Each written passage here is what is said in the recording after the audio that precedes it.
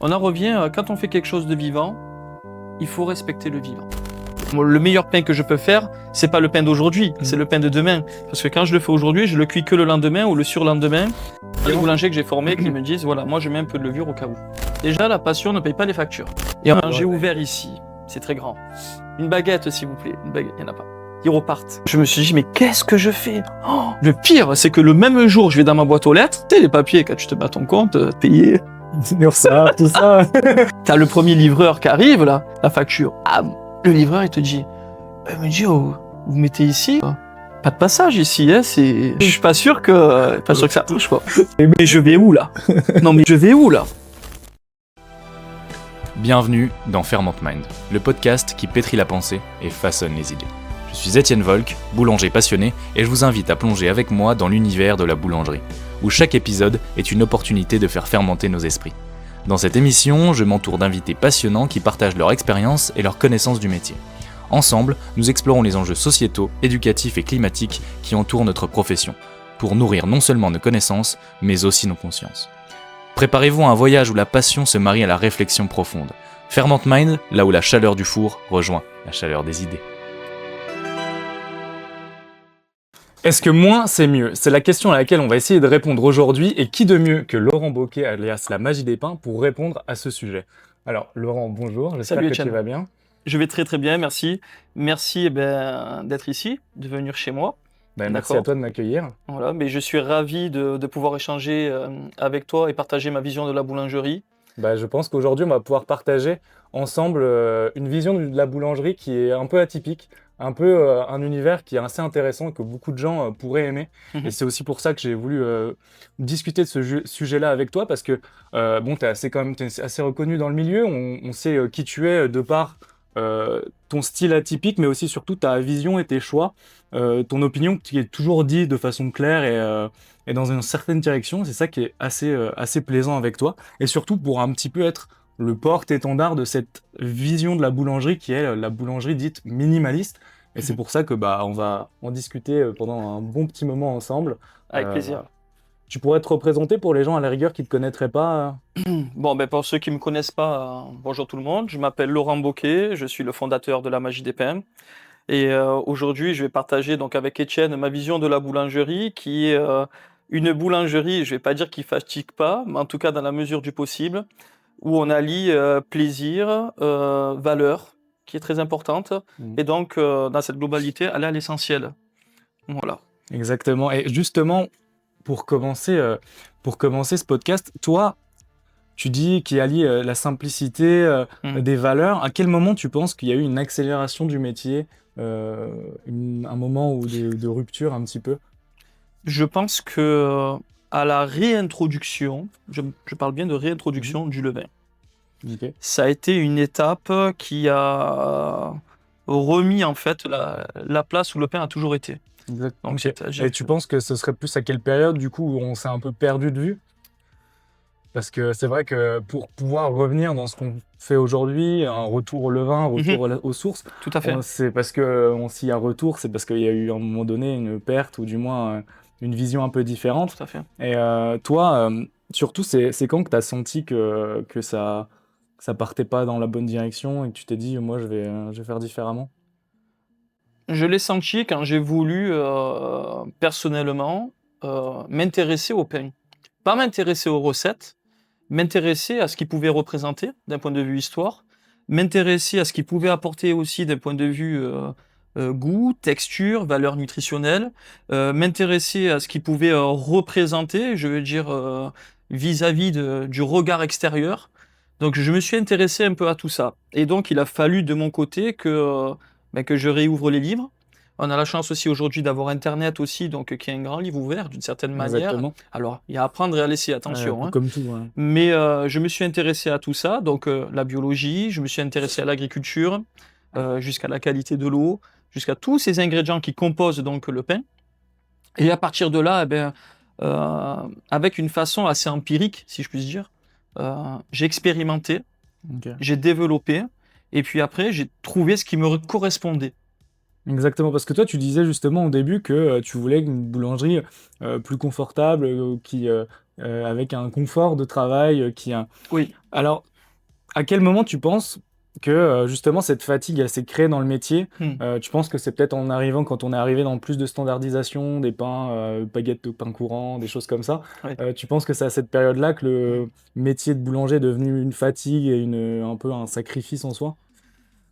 Ça a été effectivement la répétition. Les machines ont apporté aussi quelque chose d'assez fantastique pour certains boulangers et boulangères hein, d'ailleurs, parce qu'il y a aussi des femmes qui font ce Tout à métier-là fait. et il y en a de plus De en plus en plus. plus, ouais. Et Ça, c'est ouais, je trouve ça bien que ça s'ouvre je veux dire, à tout le monde en tout cas. Mm. Moi, ce que je pense personnellement, c'est que euh, aujourd'hui, j'étais habitué à être assez mécanique, c'est-à-dire faire le pain tous les jours, des baguettes façonnées à la main ou à la façonneuse, divisées à la main ou divisées à la diviseuse, toutes ces choses-là. Et c'était extrêmement répétitif et même parfois ennuyant. Ouais. Parce que finalement, ça me Il y a prenait une beaucoup de monotonie temps. déjà, une Oui. routine. Tout à fait. Mm. Et donc, en fait, avec mon expertise, avec le temps qui a passé, De toute façon, le temps, on va y revenir. on va y C'est un revenir. sujet important. C'est un sujet important dans la façon que tu as de travailler et Mhm. puis dans tout ça. Mais tu l'as dit, on a eu de plus en plus d'équipements et c'est ce qui a permis aussi tout ça. Est-ce que tu penses que cet ajout-là, tu vois, les façonneuses, même si bon, ça va comme, mais on a de plus en plus de machines, on a de plus en plus de chambres, etc. Mhm. Ça a joué à la perte un petit peu de maîtrise dans nos process, le côté, du moins, de savoir-faire et de connaissance du Non, je pense boulanger. pas. Je pense pas. Pour moi, le matériel fait partie aussi d'un certain confort de travail. Mhm. Maintenant, il faut bien le choisir. Il faut surtout bien le comprendre. Il n'y a pas de plus ou moins mauvais matériel, il n'y a pas de plus ou moins mauvais outils. C'est surtout avoir une approche et une compréhension de son utilité à bon escient. Par exemple, je vais utiliser une chambre de fermentation, d'accord? Je pourrais ne pas l'utiliser, c'est-à-dire jouer donc vraiment à l'ancienne, c'est-à-dire jouer avec l'hydrométrie, jouer avec la température de mon four, l'isoler par exemple dans un endroit où il fait un peu plus chaud ou dans un endroit qui fait un peu plus froid. Donc jouer avec les pièces, par Mais c'est le exemple. risque de pas contrôler, Ouais. du coup, de pas contrôler enfin, entre guillemets, tes process. En tout cas, et, professionnellement, en ce qui ouais. concerne ici dans Ouais. ma boutique. Donc, j'ai besoin d'apporter une certaine régularité pour Tout à mes fait. clients. Bah, tout le monde, mais justement, c'est quand on disait standardisation, c'est parce on a de plus en plus fait des gammes, on va y revenir après, mais des gammes de plus en plus grandes, des étals et des vitrines de plus en plus remplies. Mhm. Et bah, on a besoin de cette standardisation parce qu'on fait beaucoup de produits, il faut qu'ils soient, en plus le client veut toujours qu'ils soient toujours pareils, et à un moment donné, c'est là où ça coince quand on a une gamme de produits qui soient de pain, de viennoiserie, de snacking, de pâtisserie qui est de plus en plus grande, réussir à faire une régularité là-dedans, ça devient de plus en plus compliqué, d'où aussi les machines qui Tout peuvent à nous fait. aider, mais des fois, est-ce que le surplus de... Ma question était aussi surtout le surplus de machinerie, d'avoir de plus en plus, tu vois, des dresseuses de tout ça, Ouais. ne fait pas, c'est là que je disais, ne fait pas perdre un peu de savoir-faire parce Oui. certains boulangers ou pâtissiers vont être formés, par exemple, sur des machines avant d'être formés sur la méthode. Mhm. Parce que toi, ce qui fait que tu sais travailler avec ton outil, c'est que tu as su travailler sans l'outil.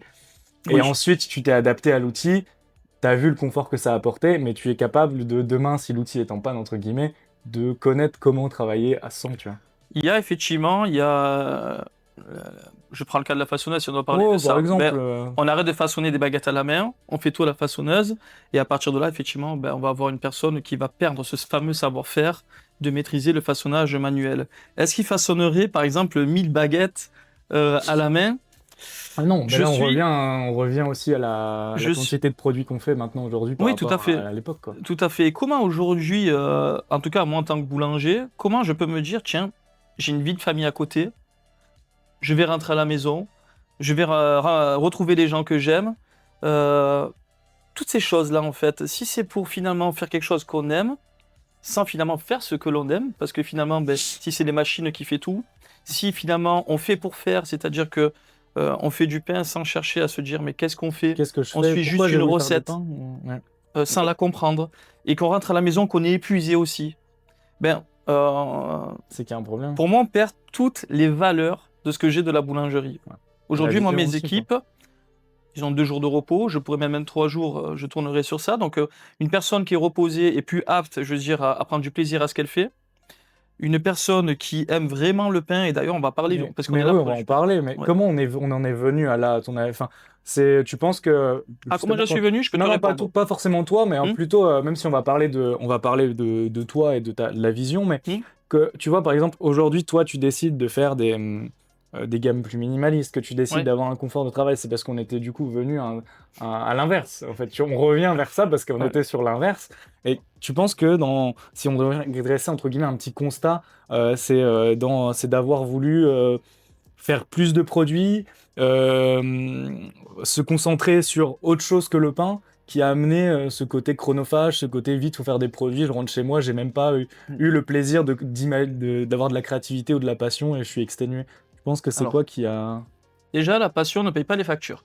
Ouais, non, je suis tout à fait d'accord. Bon, De toute façon, on en viendra aussi sur on ne les vit pas sujets d'amour et économiques. d'eau fraîche, tous ces dictons, on les connaît. Et ce que je veux dire par là, en fait, quand on comprend ça, et par rapport, donc moi, parce que je forme des entrepreneurs et des boulangers, Mhm. en tant que consultant, et aujourd'hui j'essaie d'apporter cette vision de la boulangerie. L'idée aujourd'hui, eh ben, c'est comment on peut faire très bon sans trop s'éparpiller. Combien de boulangeries aujourd'hui ne sont plus des boulangeries, mais ce sont des snacks Des snacks, déguisés justement, en c'est ce boulangerie. que je voulais. Ouais, D'accord? il y en a, c'est devenu en fait central avant le pain, en fait, le Voilà. snacking. Et en plus, ça prend entre nous beaucoup de temps, Hmm. beaucoup de matières premières, beaucoup de. Et, Il y a le choix aussi. C'est-à-dire que par exemple, si aujourd'hui je fais une baguette ou un pain de campagne, je vais donner une raison à mon client de venir acheter ce pain-là. Mhm. D'accord? Si maintenant je rajoute un flan, je rajoute aussi un sandwich, je donne plus une raison, mais 3 raisons de venir. Donc ça veut dire, c'est un peu le principe du supermarché, Ouais, mais où vous allez dans un endroit, il y a un peu tout. ouais, mais du coup, tu deviens un marché plus qu'une boulangerie. Enfin, Alors, la est-ce raison. qu'on est juste un simple vendeur de pain, Hmm. ou est-ce qu'on est vraiment Selon moi, on n'est pas une boulangerie.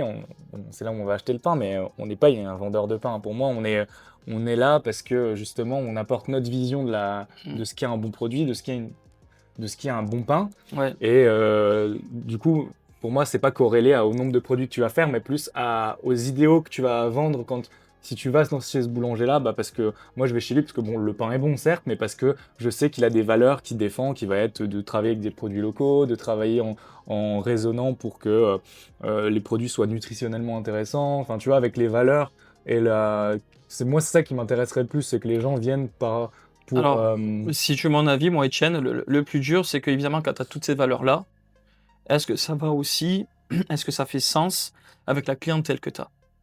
tout à fait. Et Oui, en fait, tu peux pas faire ça et partout, en c'est ça fait, que tu veux dire? c'est ça le plus dur. Oui, le plus dur, tout à fait.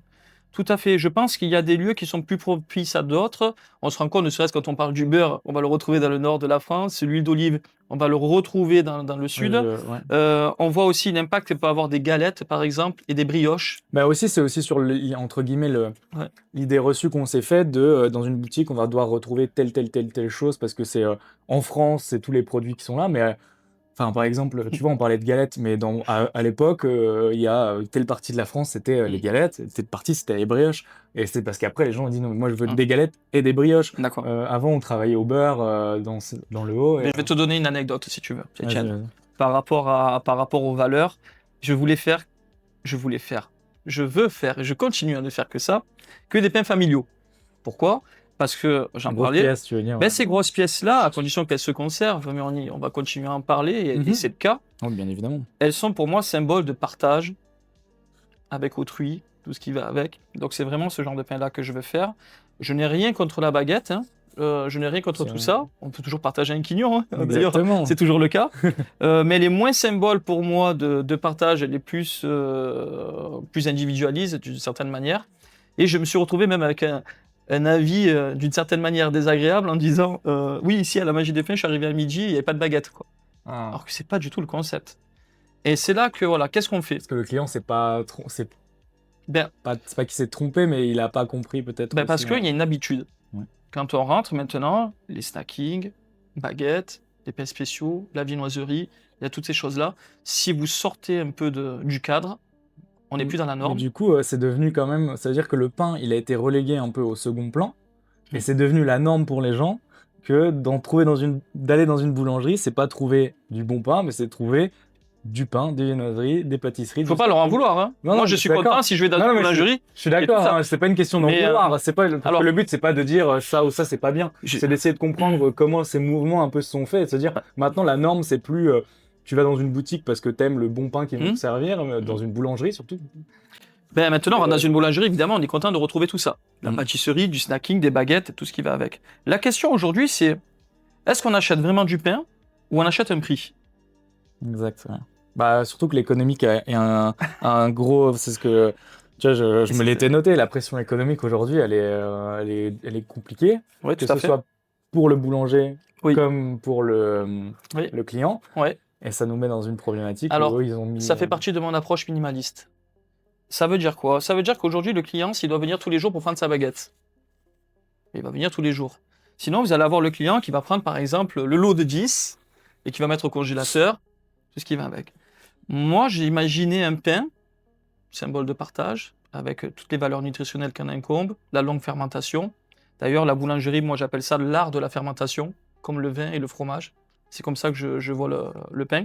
Ça veut dire qu'aujourd'hui, quand je fais un gros pain, mon client, il va prendre 1 kg, 2 kg de pain, je prends un exemple, hein, sans le mettre au congélateur. Hein. Il va pouvoir le conserver toute la semaine sans aucun problème, même le consommer différemment, sous forme de tartine. Même le pain, quand il commence à rassir, il va développer des arômes différents.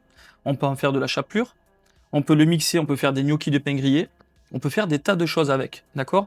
Et donc, à partir de là, on a tous les bienfaits de ce que peut apporter un bon pain au levain, surtout si on utilise des blés anciens, et j'en passe. Tout à fait. Quant à la cuisson et à la gestion de l'énergie, un pain comme ça va cuire pendant 45 minutes, 1 heure, voire 1h30, en fonction de la pièce. Mais une fois que c'est cuit, on n'allume plus le four de toute la journée. On n'a pas, en fait, le boulanger, la boulangère, voire la vendeuse, qui va arriver. Ah bonjour, je voudrais une baguette blanche, une baguette cuite, le four allumé quasiment toute la journée. Donc ça joue en termes encore ce que je disais d'énergie humaine, mais aussi électrique, Mais gaz. ça va eau. aussi dépendre de. Parce qu'aujourd'hui, on a passé beaucoup sur des fours électriques. Mhm, Et on peut se le permettre, ça. mhm. De éteindre, allumer, éteindre, allumer. Tout à fait. Même si en plus, bon, ça prend beaucoup d'énergie, là. Oui. C'est aussi que, tu sais, des fois, éteindre le four, c'est presque prendre plus d'énergie que de le laisser allumer. Tout à Parce fait. que la plage horaire où tu vas l'éteindre est tellement courte que tu dis, bon, bah, on va le laisser Exactement. allumer. Mais c'est vrai qu'à l'époque, ça, du coup, quand moi, par exemple, là, j'ai travaillé dans une boutique sur four à bois, Mhm. bah là, c'est ce qui se passe, c'est dans ta façon de produire, en fait. C'est tu as une plage horaire où tu vas cuire, Mhm.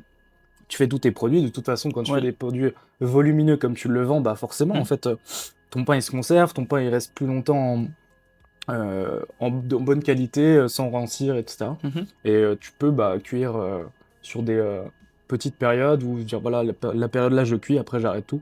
Et ça fait gagner en énergie, ça fait gagner en gestion aussi pour le boulanger. J'ai fait un choix aussi, c'était une longue question par rapport à ça, le four à bois. Parce que j'aime beaucoup. Et j'ai décidé de le mettre de côté parce que je voulais pas humainement. Hein, alors là, c'est que par rapport à mes équipes. Je voyais mal, par exemple, mon boulanger arriver 1h30, 2 heures avant pour prendre du bois, préchauffer le four, faire ces choses-là. Alors, éventuellement, il pourrait, pendant que le four chauffe, faire autre chose à côté. C'est un vrai faux problème. Mais ça m'obligerait pour certaines raisons à faire venir, ou moi-même, venir 2 heures avant pour préchauffer le four, alors qu'avec un C'est four une électrique, organisation qui demande très. oui, Là, je l'ai vu en travaillant là-dedans. Comme pour le tu levain, te lever d'ailleurs. à 2h du matin, ou alors Ouais. tu fais tes cuissons l'après-midi, etc. tout à fait, tout à fait. Donc ça va dans cette approche minimaliste. Comment aujourd'hui on peut faire du très bon, tout en ayant un confort de travail pour soi-même et pour ses équipes, et donc il laisse plus de place au plaisir. Et c'est là, parce que quand vous C'est êtes tout épuisé, l'intérêt, ouais. ouais, c'est ça, Etienne. C'est qu'à un moment donné, tu vas te retrouver tellement épuisé que même si tu aimes ce que tu fais, tu n'as qu'une envie, c'est de rentrer chez toi et puis te reposer, quoi. Parce que tu n'en peux plus, quoi. Bah ouais. Bah, moi, je l'ai vu quand j'ai commencé ma formation, c'était dans dans des boulangers beaucoup plus traditionnels, Mhm. beaucoup plus classiques. Ouais. Et tu le vois, en fait, tu as ce côté. Alors ça va, tu as les cours à côté, donc tu apprends, tu as de la créativité à l'école, tu apprends de nouvelles choses quand tu es passionné. Mais dans ton métier, en fait, au bout de quelque chose comme 4 mois, tu as arrêté d'apprendre, tu connais la prod, tu vas juste gagner en rapidité, gagner en constance, en régularité, mais t'as plus la passion, c'est déjà rentré dans un rythme, dans une routine, tu sais déjà ce que tu vas Ça faire. devient une routine, Tu connais tes journées à l'avance, pas par rapport aux commandes, parce que c'est toujours à peu près la même chose. tout à fait. Et ouais, là, du coup, tu rentres, tu penses plus travail, tu t'es dit, ah putain, en fait, c'est même plus devenu une passion, c'est devenu un métier vraiment routinier, comme si tu avais choisi un métier pour autre chose que la passion, quoi. Tout à fait. Et bon, comme c'est un métier qu'on connaît à la base pour être un métier passion parce qu'il avait beaucoup d'inconvénients, entre guillemets. Si ton métier est devenu un métier sans qu'il y ait la passion, c'est un peu compliqué, quoi. C'est un peu compliqué. Après, il faut aussi une constance, une rigueur. Et donc, on n'y échappe pas d'une certaine manière. Cette routine, il faut qu'elle soit positive. Donc, à En fait, partir tu de peux là, avoir une routine positive quand tu mets en place des process intéressants Mhm. et que déjà, moi j'aime bien que ma routine me dérange pas quand il y a du sens et un peu de valeur dans ce que je fais. Et je sens vraiment que ce que je fais, même si ça devient routinier, oh, mais ça reste du pain, par exemple, bio, 100% Ouais, levain, ouais. tu vois, qui a Mais un vraiment intérêt. 100% levain. Ouais, Pas 100%. une fermentation hybride. Parce que C'est trop facile on peut après, vendre du pain au levain avec 1 ou 2 grammes au kilo. de, de levure, hein, Après, qu'on va rajouter ça à peut se l'intérieur. comprendre aussi, le Ouais. côté, pour des boulangers, de pas mettre 100% levain, par exemple. Enfin, il y a deux types de boulangers. Tu as des boulangers qui mettent pain au levain et ils ont vraiment juste un peu de levain pour donner du goût. Et puis tu as ceux qui sont vraiment dans une transition et qui essayent de faire du 100% levain, Mhm. qui ont quelques pains à 100% levain. Mais moi, j'ai pu travailler dans une entreprise où la majorité des pains étaient 100% levain, mais sur un ou deux produits pour la constance. Tu Mhm. vois, c'était la pâte à baguette, etc. On Ouais. mettait 1 gramme de levure au kilo de farine pour s'éviter le. Quand tu sais pas Pour encore assurer. complètement gérer ton 100% levain ou que tu as envie d'assurer une constance quand J'ai même eu au pas mal de client. boulangers que j'ai formés qui me disent, voilà, moi je mets un peu de levure au cas où. Ouais. Ou pour donner un certain volume à leur pain, parce qu'aussi commercialement, ben, ça fait plus vendeur. Ouais. On arrive à avoir des meilleures cuissons et j'en passe.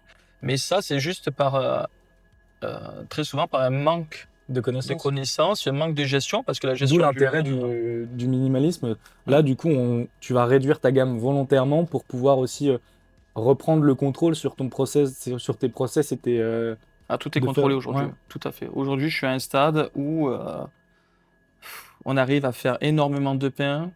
Et en fait, je vais même pas dire on le fait quelque part parce qu'on ne fait que l'accompagner. Une fois qu'on a choisi les bonnes matières premières, qu'on a pu justement faire le phrasage, pétrir la pâte si on part dans ce process-là, parce qu'on peut faire du pétrissage manuel, on peut Après, il y a faire tout un de... tas de. On peut ne pas pétrir aussi, on peut juste agglomérer les ingrédients, on le voit avec du sans gluten par exemple, ce genre de choses-là. Mais aujourd'hui, c'est plus, une fois qu'on a assemblé tout ça, c'est le temps qui travaille pour nous. J'ai Le gommé temps, quasiment passe toutes même pas à les étapes. l'ingrédient, c'est l'outil, Il n'y a même pas de préfaçonnage, il n'y a pas toutes ces choses-là. on a une pâte J'ai bien éliminé toutes contrôlée et les étapes qui que me tu connais. semblaient Dans, inutiles, pardon. bah, elles Que j'ai deviennent gardé utile. inutiles quand tu sais gérer, sais maîtriser et que Mhm. tu sais lire les indices que va te donner Tout à fait. ta fermentation. Parce que très vite, si tu maîtrises pas ta pâte à 100% et que tu sais pas vraiment lire en fait, ta panification vraiment du pétrissage jusqu'à la fin. Tout à fait. Là, par contre, tu as moins d'étapes, mais par contre, si tu t'es raté dans un seul petit truc, tu vas être tout de suite, t'as pas Mais le c'est droit à là que le l'erreur, entre métier de guillemets. boulanger fait sens. C'est là qu'il fait sens, qu'il est beau parce que tu peux pas de toute façon tout gérer, tout maîtriser. Il y a toujours un élément un peu. C'est ça qui, moi, c'est un des trucs les plus beaux que je trouve dans mon métier, c'est que la redondance, elle se fait pas aussi grâce à ça quand tu joues en voulant, je vais faire 100% levain, je vais éliminer certaines étapes. C'est que il faut être exigeant, mais des fois, tu peux rien. Des fois, c'est pas toi qui a fait qui a fait tel procédé ou t'as pas vu que la météo avait un peu changé, il s'est passé Exactement. telle chose ou telle chose, il y avait une fenêtre Exactement. d'eau. Et là, Exactement. paf, tu vois, tu penses que tu avais fait tout pareil, là tu sors ton produit du four et là tu dis, ah, il y a eu un problème quelque part. Alors, ça m'est arrivé plus d'une fois.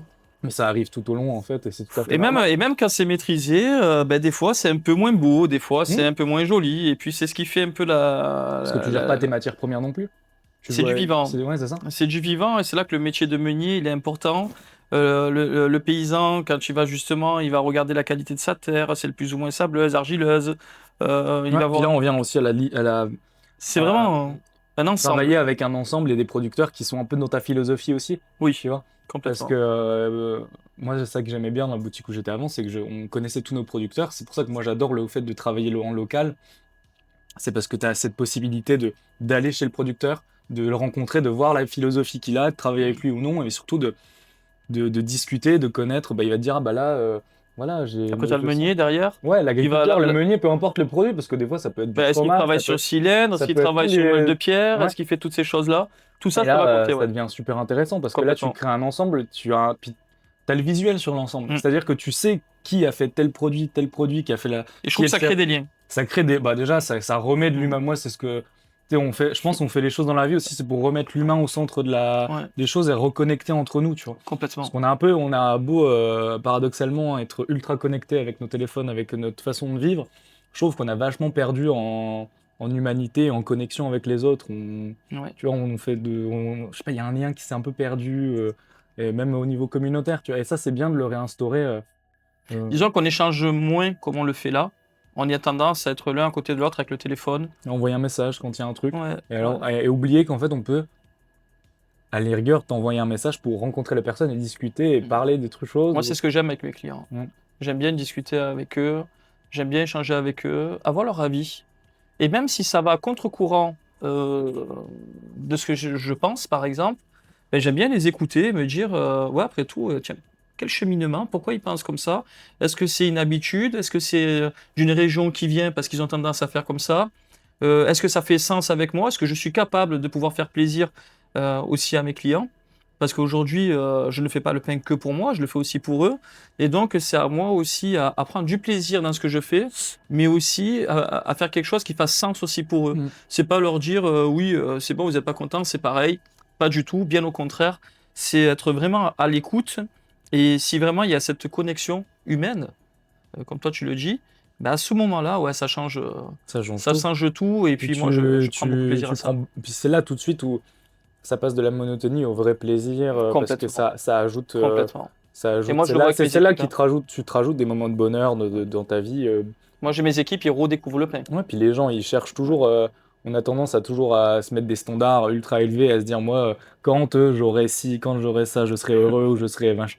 Et en fait, tu peux être heureux de manière tellement simple si tu te Oui. reconnectes Ouais, aux tout à bases, fait. quoi. Tout à Aux fait. bases. Et pour revenir, on disait tu travailles aussi avec les clients. Moi, j'avais la dernière émission que j'ai faite, c'était avec un microbrasseur. Mhm. Il m'avait dit une phrase que j'ai adorée. Il m'a dit, mais moi, je l'ai rappelé à mes patrons. D'ailleurs, quand il est parti de certaines brasseries, il a dit, moi, je travaille pour la bière. Je travaille pas pour vous. Donc, si ça va à l'encontre des valeurs que j'ai, de l'idéal que j'ai de la bière, moi, je travaille pour elle. Je travaille pas pour vous. Et là, je m'en vais. Et je trouvais ça beau, parce que je me dis, moi aussi, quelque part, tu vois, je travaille plus pour mon idéal de pain, pour le pain. Je Mhm. travaille pour le pain et puis bon, pour les gens. Ouais, Mais tout à fait. on travaille pas pour. Et ça, je trouvais ça vachement beau comme. Ouais, je pense que quand on donne de l'amour d'une certaine manière à ce que l'on fait, on va y mettre, quand je parle d'amour, c'est de l'attention, c'est justement, c'est pas tout automatisé, quoi. C'est-à-dire, on va faire attention à ce qu'on va mettre dedans et on va, un peu ce que tu disais juste avant, on va lire, en fait, tout ça. On va voir comment la pâte va se comporter, on va voir l'évolution de la fermentation, jusqu'à mettre le pain dans le four, regarder la couleur, regarder s'il est assez cuit, toutes ces choses-là, ces petits détails, sentir l'odeur, regarde le croustillant, l'épaisseur de la croûte, parce Ça qu'on donne veut une envie mâche, voilà. Ça donne envie. Ouais, ça donne envie. Ouais, Ouais. ouais. Et donc, dans cette vision du minimalisme, Mhm. qu'est-ce que toi, tu dirais que tu as gagné à retrouver en travaillant comme ça? C'est quoi qui t'a vraiment la chose, tu dis vraiment que ça t'a. C'est. Une paix intérieure, Ouais. une paix intérieure, un plaisir qui, en fait, pour faire simple, et ça va même dans le pain, je me sens plus vivant. Je me sens plus vivant. Je me sens moins comme un faiseur de pain.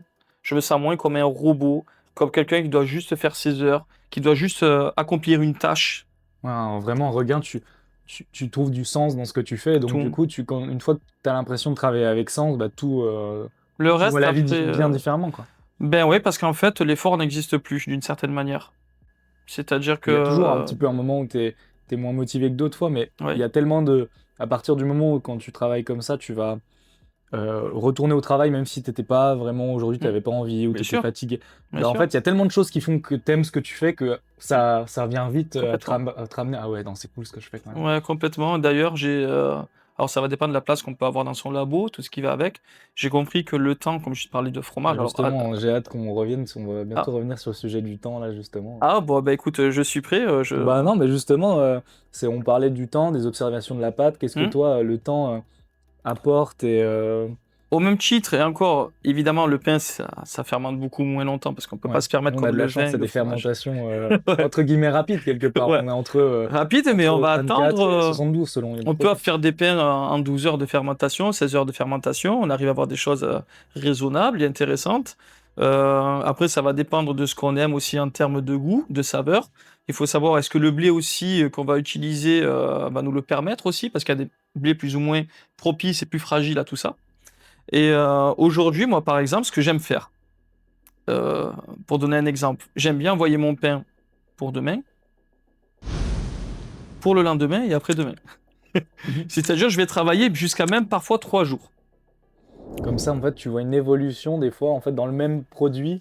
Carrément. Il y a une évolution en goût, il y a une profondeur qui se crée, il y a une typée aussi, c'est de plus en plus typé, mais au moins ça permet à... Et ça m'oblige pas à travailler tous les jours, d'une certaine manière. Ouais. Ça veut dire que si j'ai la place, supposons que j'ai besoin par exemple de 30 gros pains de campagne, je vais envoyer mes 30 gros pains de campagne, je vais en cuire 10 le lendemain, 10 l'autre jour et encore 10 l'autre jour. À savoir que, là, il faut évidemment... avoir une bonne gestion de tes pâtes, parce qu'il y a des pâtes qui, selon ton process, ne va pas forcément tenir... Ben, il faut faire attention à ça, c'est-à-dire que là, la lecture de la fermentation va être importante. Que ce soit pas trop fermenté dès le départ. Ah ben justement, c'est là que le levain il va être hyper important. La quantité de levain qu'on va mettre à l'intérieur, le pH. Alors, ce sont des indicateurs, mais ce ne sont pas des indicateurs absolus. D'accord? Parce que le levain, il peut avoir un pH qui est relativement plus ou moins élevé ou plus ou moins bas, mais il peut avoir en tout cas une dynamique qui est pas à la hauteur. Il peut être aussi très acide. Il peut l'être moins. Et tout ça, ça va jouer avec des variables, c'est-à-dire des températures, le nombre de rafraîchis qu'on va utiliser, la quantité de levain qu'on va mettre dans la recette. D'ailleurs, moi, je pose toujours la question à mes boulangers, en tout cas quand j'échange, il y a des gens que je forme. Je leur pose cette question, pardon.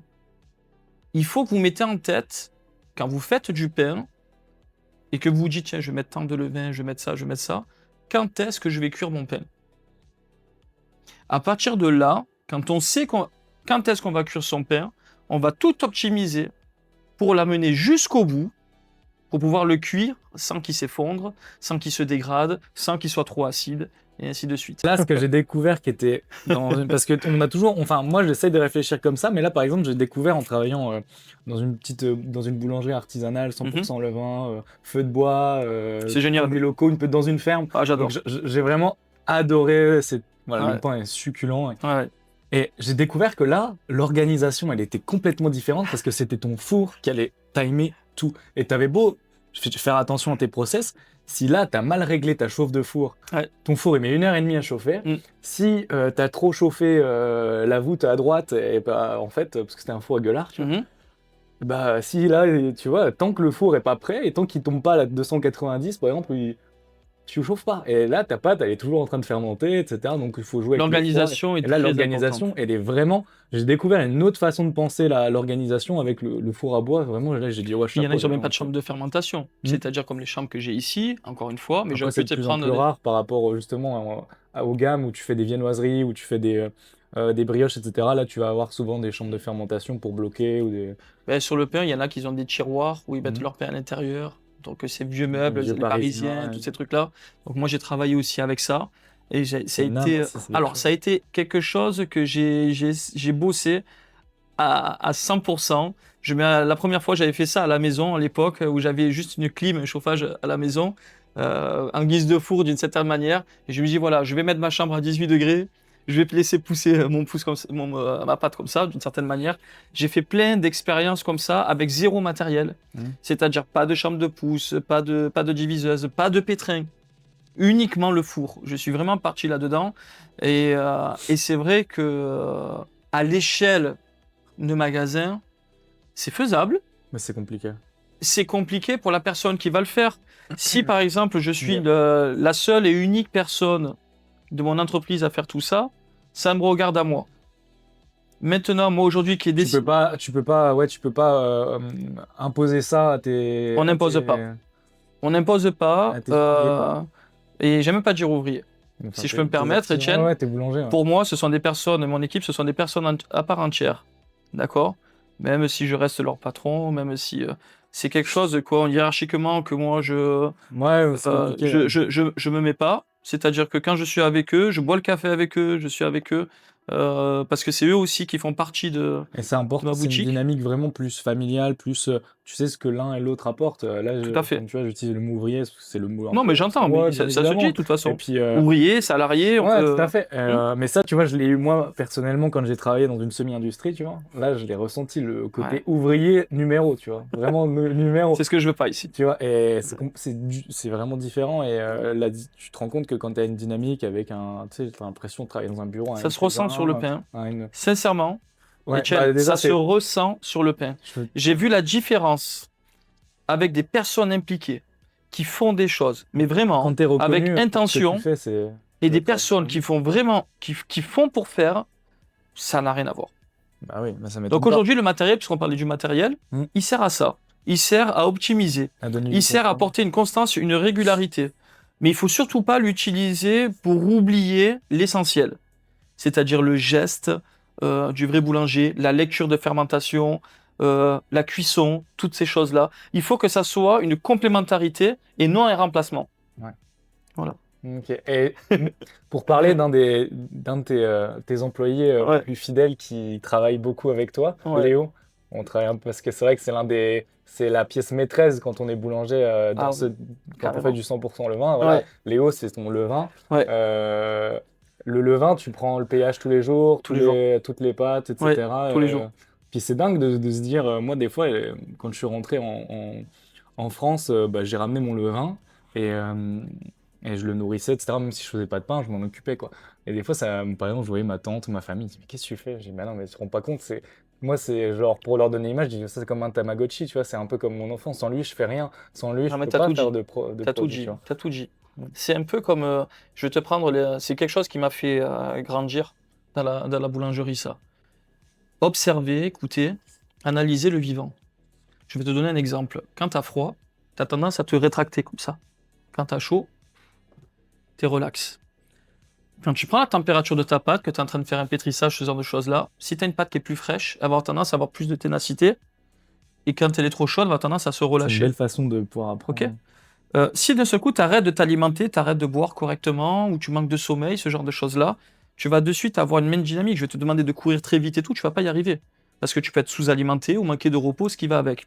Donc d'apporter par exemple une hygiène de vie à ton levain, le nourrir, le laisser se reposer entre les rafraîchis. Par exemple, toi tu vas manger à midi ou à 14h, si tu es en Espagne là-bas, tu vas manger plus tard. T'as vu, hein? Il y en a qui font un repas par jour, il y en a qui font 3 repas par jour. Mais supposons si tu n'espaces pas assez, tu n'as pas le temps de digérer, tu n'as pas le temps de te reposer, ça va avoir un impact sur ta dynamique, sur ta vie en général. D'accord? Le levain, c'est pareil. C'est pour ça qu'en fait, je lui ai donné, en tout cas d'une certaine manière, une constance pour avoir quelque chose le plus régulier possible. Il va prendre du volume, il va avoir un goût qui est à lui, qui est propre à lui, parce qu'il se nourrit un peu de l'écosystème.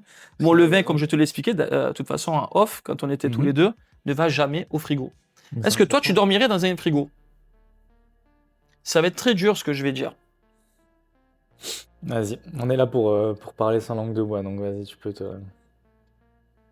Quand il y a un décès dans la famille, quelque chose comme ça, les personnes, on les laisse où? On les met au froid, dans les enfermés, tiroirs, dans les tiroirs et tout ce qui va avec. Série, Donc voilà, à partir de là, c'est la vision que j'ai développée. Je me suis dit, Léo, tu n'iras jamais dans un frigo d'une certaine manière, ou alors tu seras couvert, par exemple. Ouais, ou de certaines très très rarement. Alors, comment ça se passe? Comment ça se passe? Justement, la conservation. La conservation, quand par exemple je ferme le magasin une semaine, 15 jours, je vais faire un faible rafraîchi de façon à ce que la fermentation se fasse la plus longtemps possible, mais de certaine manière. Je vais bien le protéger, je vais le couvrir. Non, mais c'est une dinguerie, hein. C'est un enfant. Et je vais le mettre à une température au frais à 5-6 degrés comme ça, mais couvert, protégé, et ainsi de suite. Une autre souche que je vais prendre, que je vais sécher, que je vais déshydrater et que je vais mettre dans un bocal, que je vais conserver.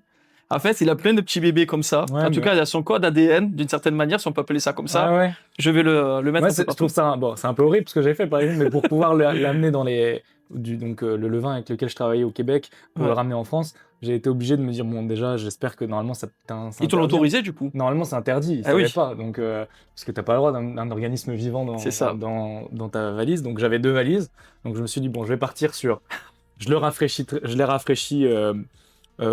pas longtemps avant, je l'avais mis dans un plastique, etc.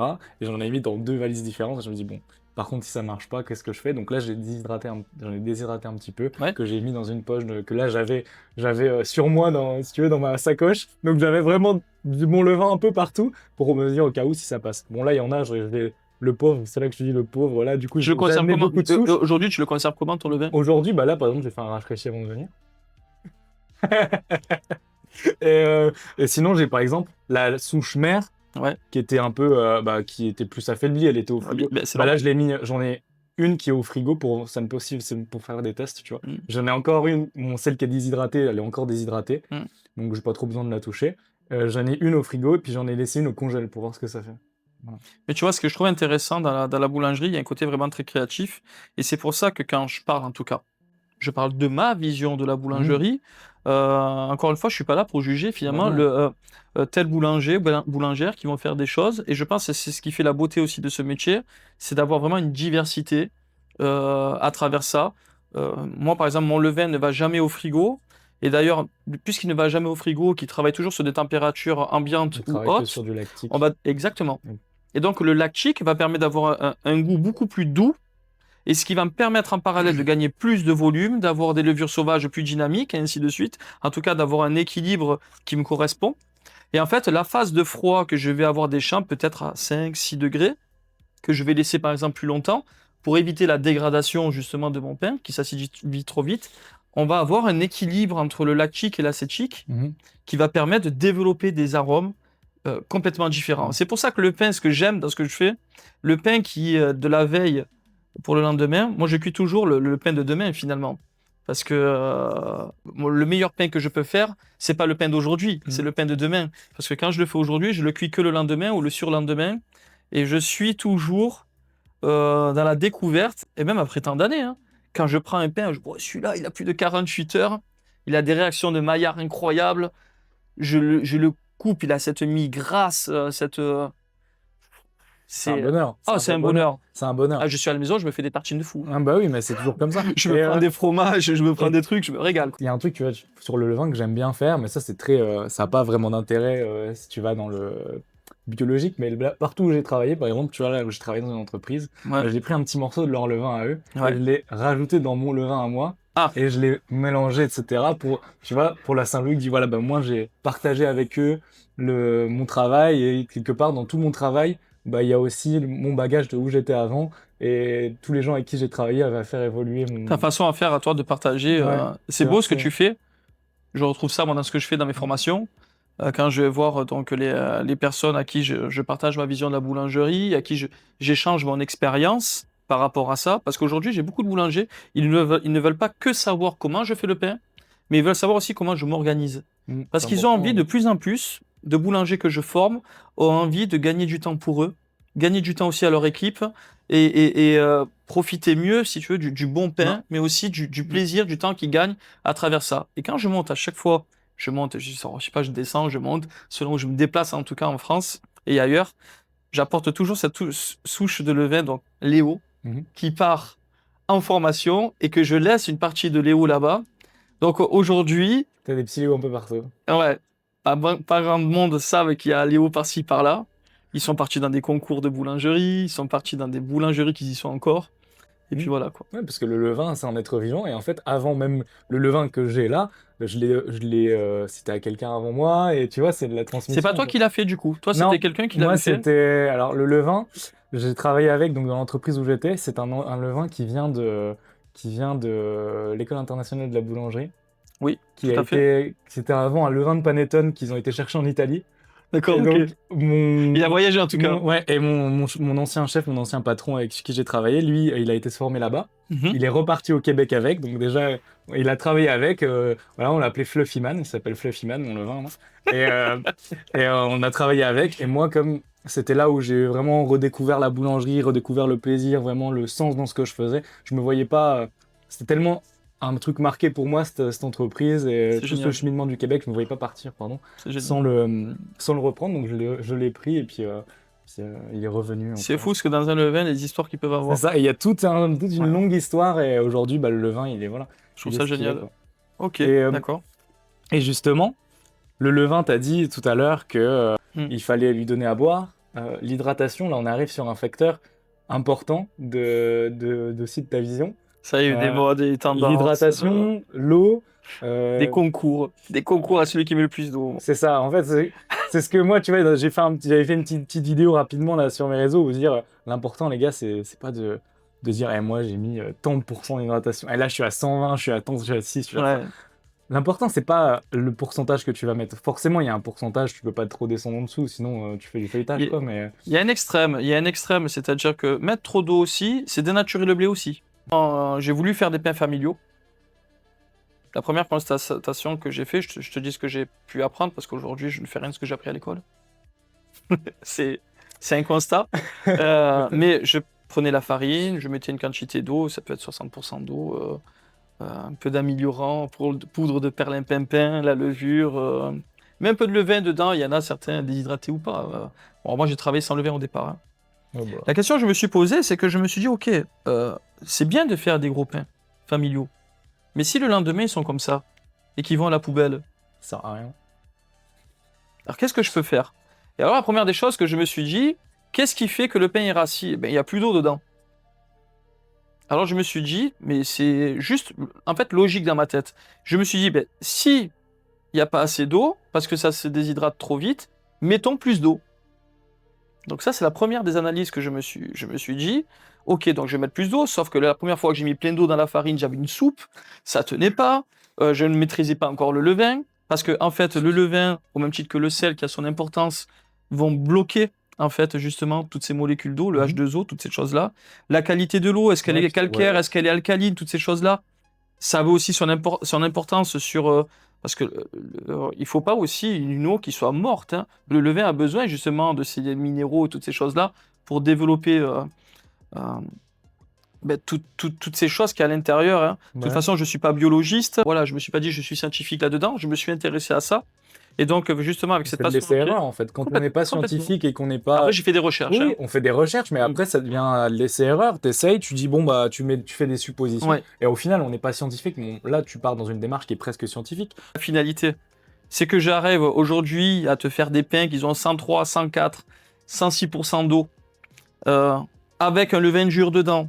Réellement, on n'est pas à 110% d'eau, par exemple. C'est-à-dire que là, je pars hors levain dur. On est d'accord. Ça veut dire qu'on peut faire du 100%, mais je suis rarement dans des trucs aussi hauts. Encore une fois, comme je te dis, le but, c'est d'avoir une mie particulière. Mais le but, c'est le résultat que tu vas chercher, c'est pas le pourcent, donc le pourcentage. Ouais. Donc, Ce que je veux, c'est ça, c'est le résultat. En fonction du blé, la texture, la conservation, parce que je veux pas que le pain se gaspille. Ben non. Je veux justement, quand je pose ce gros pain de 1-2 kg, voire plus sur la table, il faut qu'on puisse le consommer toute la semaine, sans aucun problème, avec des saveurs différentes, avec des tas de choses. Et pour ça, je n'ai rien trouvé de mieux que le levain, parce que le levain, il apporte vraiment une identité. Il apporte quelque chose d'exceptionnel à chaque maison, à chaque boulangerie qu'on peut trouver. Quand on utilise, demain je prendrai Léo et je l'amène par exemple dans le nord de la France ou dans le sud de l'Espagne ou de l'Italie. Il se nourrit des bactéries aérophiles, etc. On est d'accord. Donc du coup, il se nourrit de la localité où il est. C'est incroyable. Même les mains, tout ce qui va avec, le type de farine, tout ça. C'est pour ça qu'aujourd'hui mes pains sont très hydratés.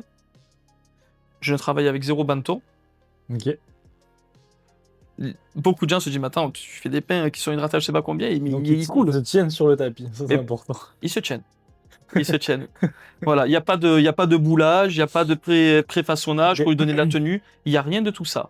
Il y a juste un facteur qui rentre en compte. Le premier, c'est le levain. Si le levain n'est pas dynamique, comme on l'a dit juste avant, Soit top. La fermentation n'est pas à la hauteur. Qui dit fermentation pas à la hauteur, la tenue, la qualité du réseau, tout ce qui va avec, ça va pas marcher. Parce que c'est le secret déjà du bon pain, c'est déjà, en dehors du choix des matières premières, de la qualité de l'eau, le type de farine, d'où la provenance, le terroir, est-ce que c'est sur silène, sur moelle de pierre, toutes ces choses-là, le levain. Si on a un levain qui envoie du lourd, comme on dit, Ouais, mais il faut que ton levain il pète la fin. tout le reste, il va à fond. J'avais un boulanger qui m'a dit « Ah, je mets un peu de levure au cas où », parce qu'il n'avait pas la maîtrise du levain. Mais il a pris mon levain. Ça a débordé. C'était une catastrophe. On avait jeté quasiment une bonne partie de la fabrication. Je t'ai dit que tu n'avais pas besoin de ça. Il a été étonné. Quand je lui ai expliqué mon processus, comment je travaillais, comment en tout cas j'utilisais mon levain, il a été étonné de mes choix. Mais comme je lui ai dit, c'est ce que moi j'en ai conclu, ce qui me correspond. Et puis finalement, à travers les formations que je fais, je donne une boîte à outils. Je partage des connaissances, une vision de la boulangerie. On va qui revenir font tout à l'heure. que- Tu partages pas des. On en reviendra sur le pan de la transmission, mais tu Ouais. partages pas. Tu partages pas des recettes. Tu partages. Tout à fait. Tu partages une façon de. Si je t'apporte ce que moi je vis aujourd'hui, je vais pas te l'apporter pour que tu sois Laurent Wauquiez. Non. Je vais te l'apporter, je vais te donner les clés de quelque chose qui va te permettre, toi, de te l'approprier et de te faire rêver toi-même et faire rêver les gens dans ce que tu partages au quotidien, quoi. Ouais, bah oui. Voilà. Et donc, même si on a dérivé un petit peu de l'hygrométrie, même si c'était important, Ouais. on peut passer sur le levain, l'hygrométrie. Après, donc, tes temps de fermentation, tu disais, Ouais. ce qui est intéressant, c'est que, bon, après, c'est plus de la fermentation, mais tu passes déjà, donc, on en a parlé, sur une fermentation qui va passer de 24, 48, 72 heures selon pour tes cuissons. Ouais. Et en plus, ce qui est intéressant après, c'est que ton pain, comme il se garde, il est qualitatif, on en Mhm. parlait, Mhm. et bah, en plus, donc, cette fermentation, elle va jouer sur ton goût, mais aussi après, le rancissement va jouer sur, Ouais. sur le goût et Tout la à fait. profondeur, la rondeur de Ouais, ton pain. tout à fait. Quand tu vas garder ton pain d'1 kilo, bah, au fur et à mesure, même si tu vas le manger de façon différente, bah, le pain, lui, va avoir des saveurs, des arômes différents, et même du coup une texture. Ouais, exactement. Ouais. Exactement. Et ça, c'est intéressant, parce que ça te permet d'avoir... tu ramènes Ben, vraiment le côté vivant de la boulangerie, du pain, du levain, mais dans toutes les étapes et toute la... tout le L'hydratation process, est importante pour la conservation, Mhm. effectivement, mais aussi sur la texture du pain, sur toutes ces choses-là. C'est-à-dire que même quand on met un peu plus d'eau aussi dans le pain, on va plus ou moins accélérer, plus ou moins ralentir aussi la Mhm. fermentation. Donc il y a toutes ces étapes-là qui vont avoir une incidence. Et donc à partir de là, il est bon de se renseigner, il est bon de comprendre le rôle de chaque ingrédient. Farine, là en l'occurrence, puisqu'on parle de l'hydratation, quel est le rôle de mettre un peu plus d'eau. Alors, Ouais. au début, Étienne, quand je commençais à faire ça, le patron il me tape sur l'épaule. Il me dit « Je t'aime bien, toi ». Et j'ai fait « Pourquoi tu fais ça ?»« Ah ben, t'es plus rentable, on tire plus de plâtre. Ouais. » Alors, On en revient, on va revenir sur le sujet de la... J'étais Mais on va là-dedans. revenir sur le sujet après de l'économique et le côté rentable. Il y a un atout, effectivement, économique, qui n'est pas négligeable, mais ça n'est pas si tu veux, le choix de ça au départ. Encore une fois, ce qui fait sens pour moi, c'est vraiment l'amour de ce que tu vas donner dans ton pain final. Mais comme je t'ai dit, on ne vit pas d'amour et d'eau fraîche. La passion ne paie pas les factures, hein, comme on disait. Et justement, Mais, la passion, elle ne paie pas les factures. ouais. Donc, est-ce Ouais. que tu penses que le minimalisme et la vision minimaliste, elle est accessible à tout le monde, toi? Accessible à tout le monde. Ce qui fait la beauté du monde, puisque tu rajoutes le mot monde à l'intérieur et les mots ont des sens, c'est la biodiversité.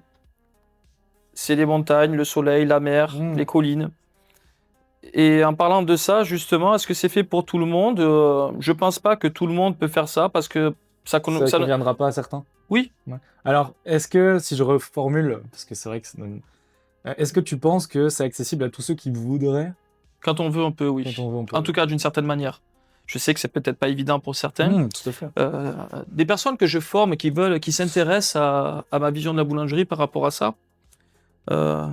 J'avais un couple qui était venu me voir, qu'ils avaient, je crois qu'ils ont encore, mais que j'ai perdu de vue. Ils avaient ouvert une boulangerie.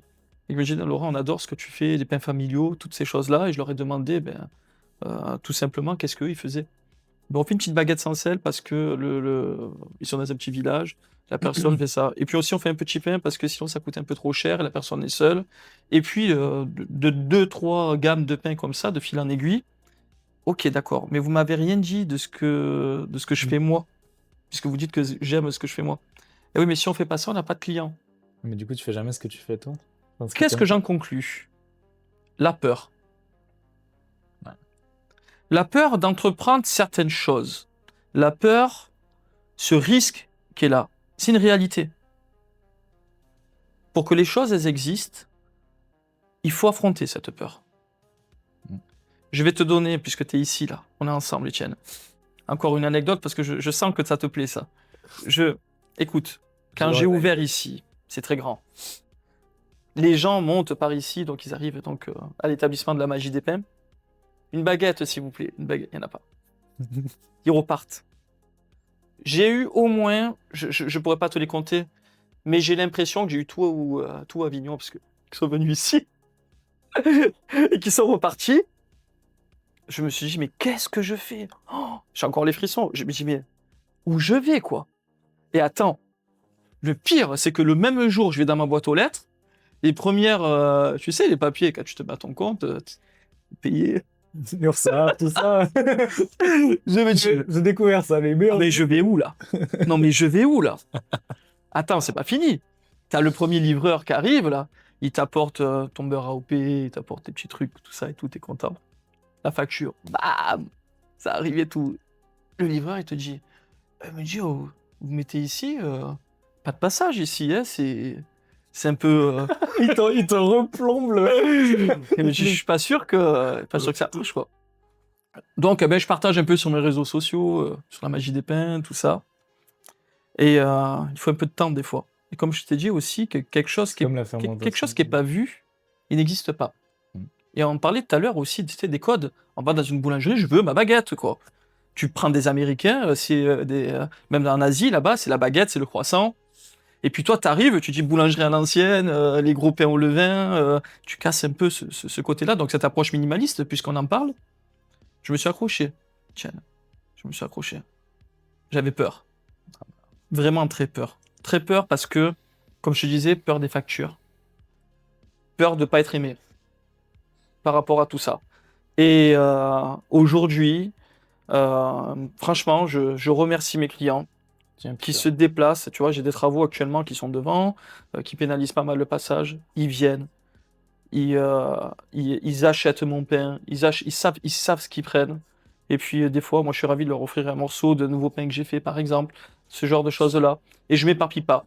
C'est-à-dire, bien au contraire. Tu restes dans ta ligne qui les a fait, qui sont venus, qui ont aimé ce que tu fais, qui se sont fidélisés. Ouais. Et toi, en plus, c'est ce que toi, en quoi tu croyais, donc c'est même pas une. Ça allait tellement vite que 2020, j'ai ouvert ici. 2021, j'ai ouvert une deuxième boutique. 2021, Villeneuve, c'est ça. Incroyable. Mais Incroyable. en fait, ça rappelle, moi, tu vois, ça aussi, c'est ce côté où tu peux pas plaire à tout le monde. Ouais. Et si tu plais à tout le monde, quelque part, ça veut dire que t'as pas une identité propre et t'es trop lisse et tu Tout plairas à fait. à personne. En Tout fait. à fait. Et tu n'as pas. Il faut, à un moment donné, prendre des positions, il faut faire des choix, il faut être, entre guillemets, catégorisé, ou c'est ça, parce que c'est ce qui fait que t'es toi et que t'as ton identité. Ouais, et puis je pense que les gens qui viennent ici, c'est ce qui leur plaise. Un des trucs qui est le plus dur à travers mes formations de mes équipes et de ce que je peux faire, c'est que comme j'apporte des outils, ma lecture de fermentation, ma lecture de cuisson, de pain, ne va pas être la même avec, par exemple, mes boulangers. Donc, je vais avoir mon boulanger, je vais lui transmettre ça, mais en fait, à la sortie, ça va ressembler parce qu'il y a les codes qui sont là, Ouais, mais ça chipote. Et donc, je peux avoir, je prends l'exemple, alors, demain, j'ouvrirai une autre boutique où on ferait le pain là-bas, ce qui va avec. Donc, l'écosystème déjà du levain, il va changer, on en a parlé, d'accord? Donc, le goût, lui, il peut switcher.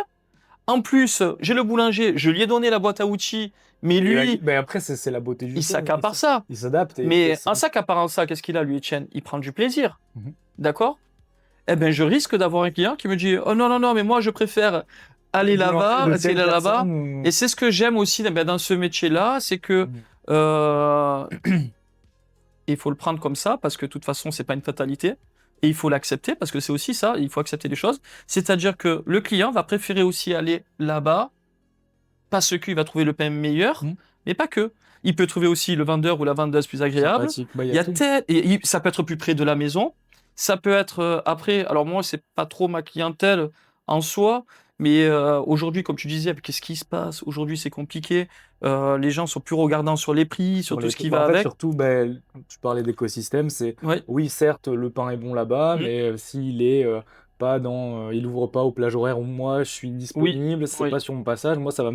ça va me faire un détour, l'argent pour l'essence, et en fait après on est devenu dans une période un peu compliquée où les gens ils calculent, où ils font attention un peu à tout. Bon, il y a, il y a plusieurs clientèles, hein. Tu as une clientèle qui est un peu plus aisée et Ouais. qui aime ce genre de valeur aussi et qui permet aussi, tu vois, de. Mais à partir de là, quand on établit une recette, au départ, en tout cas quand on fait du commerce, comme ça, parce qu'on le vend en tout cas à une clientèle, il y a des coûts de revient, parce qu'il faut que cette entreprise soit viable. Les personnes qui travaillent dans l'établissement aussi puissent aussi faire avancer les choses. Et donc en fait, pour moi, le pain, j'ai toujours considéré ça comme, on parle de partage, Mhm. le pain du peuple, en tout cas de toutes les valeurs qui sont là.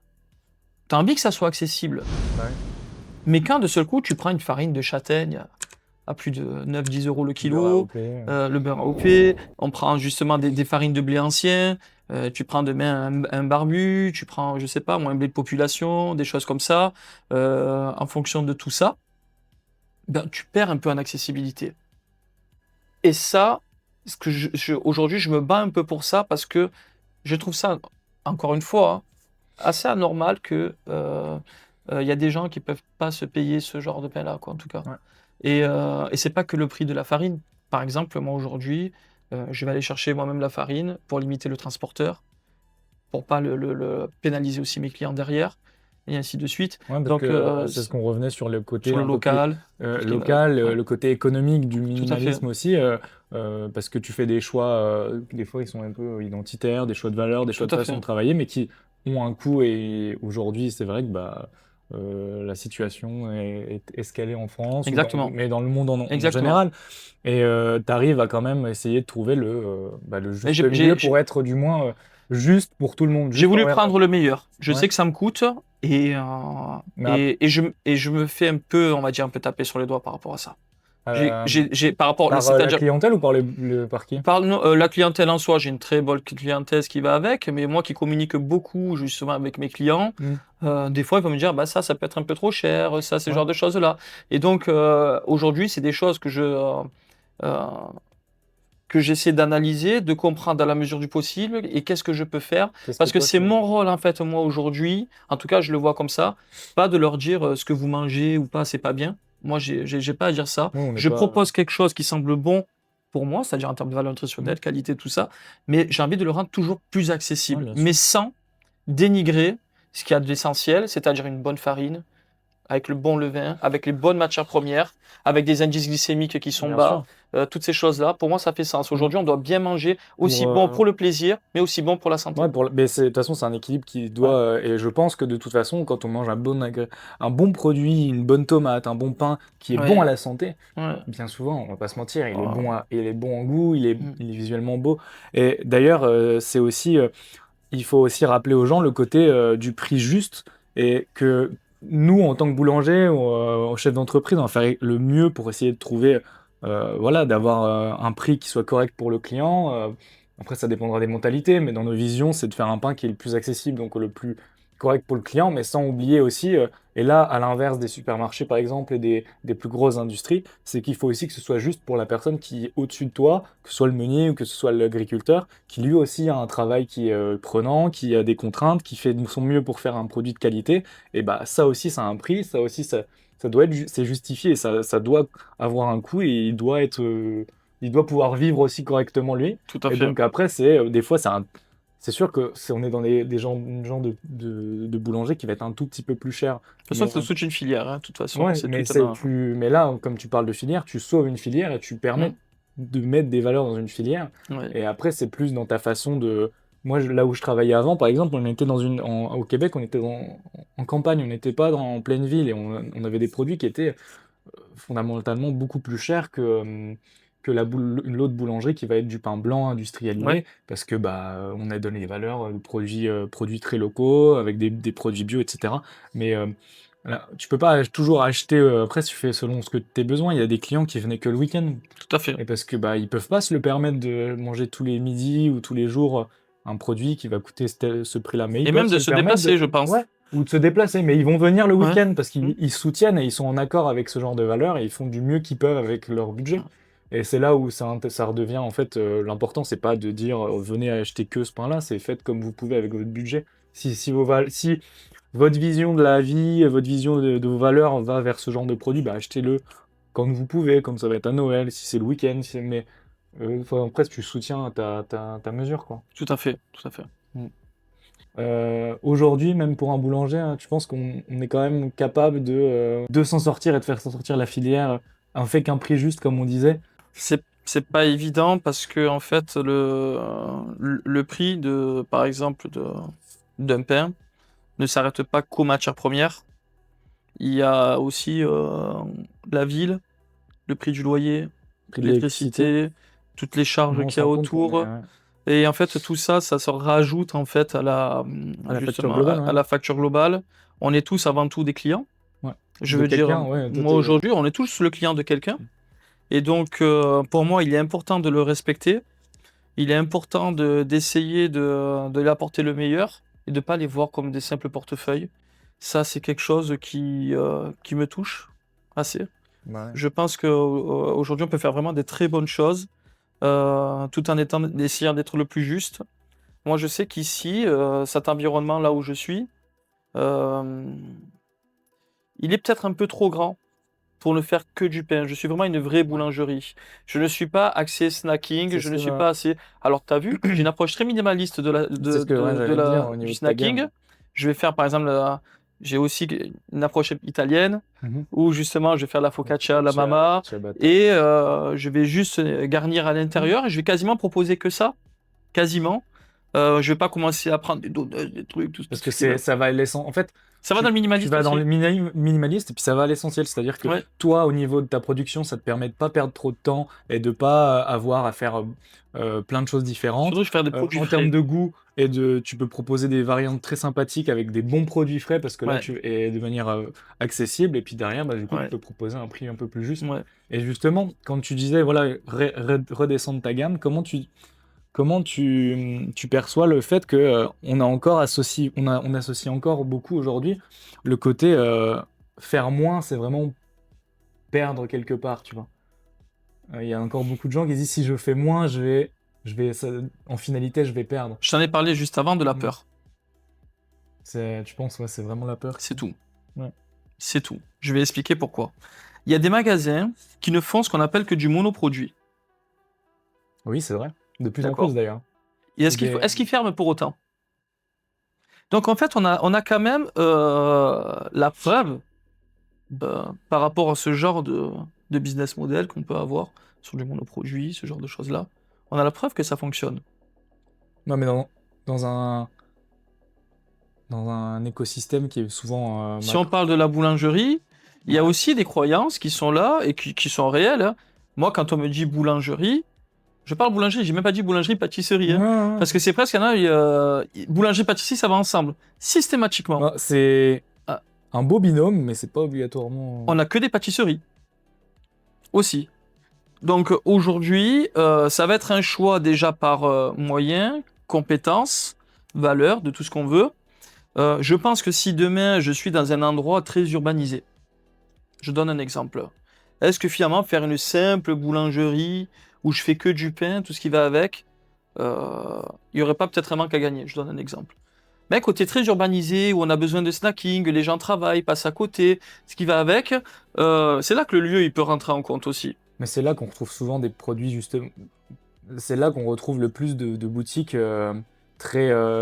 À qui côté font d'une du école, par monoproduit. exemple. Non, mais qui font du monoproduit. Aussi. C'est souvent dans les grandes villes ou dans les centres-villes. Tout à où fait. Tu vas trouver, Tout à fait. par exemple, tu vois, à Paris, par exemple. Bon, après, Paris, c'est un écosystème qui est encore complètement différent parce que c'est la capitale, mais Ouais. tu vois, l'éclair de génie, où on se focalisait que Par sur exemple. l'éclair, où tu vas trouver Et on décline. des fast-food ou de la street food qui est très déclinée sur un monoproduit. Et après, ils font une petite gamme. Quand dans on leur parle des monoproduit.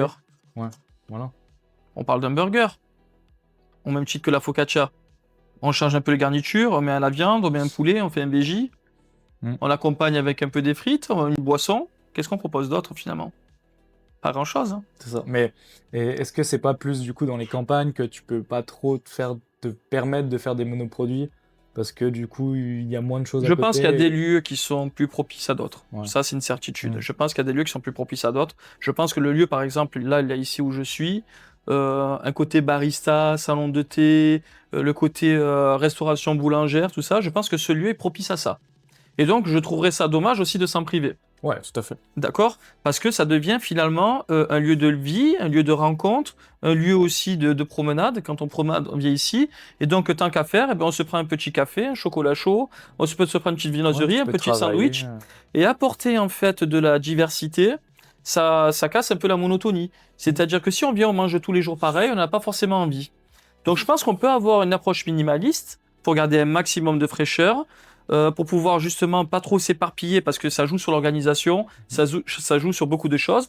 Mais pourquoi pas, tiens, partir sur, dans la semaine par exemple, je fais des focaccia et le week-end partir sur un dérivé ou sur quelque chose de différent et apporter une sorte de turnover comme ça pour toujours garder cette approche assez minimaliste, je veux dire, mais tout en ayant un minimum de choix. Le but, c'est d'avoir un minimum de choix parce que je disais que si on fait demain qu'une baguette, on va venir que pour une baguette.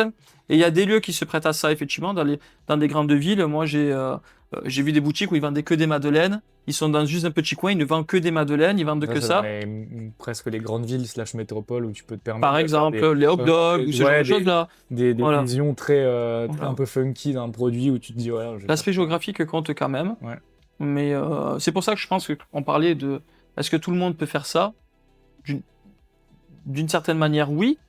Est-ce que après, si demain je fais un produit, comme tu le dis, Étienne, et que j'ai un établissement de 300 mètres carrés, tu peux pas te le permettre. Et puis en plus, c'est voilà. dommage parce que c'est vrai que là, tu vois, par exemple, t'as un beau coin, t'as des coins canapés, ça te donne envie de manger, de Ici, rester. c'est très grand. Ça te donne envie de rester, ça te donne envie de passer du temps. C'est comme à la maison.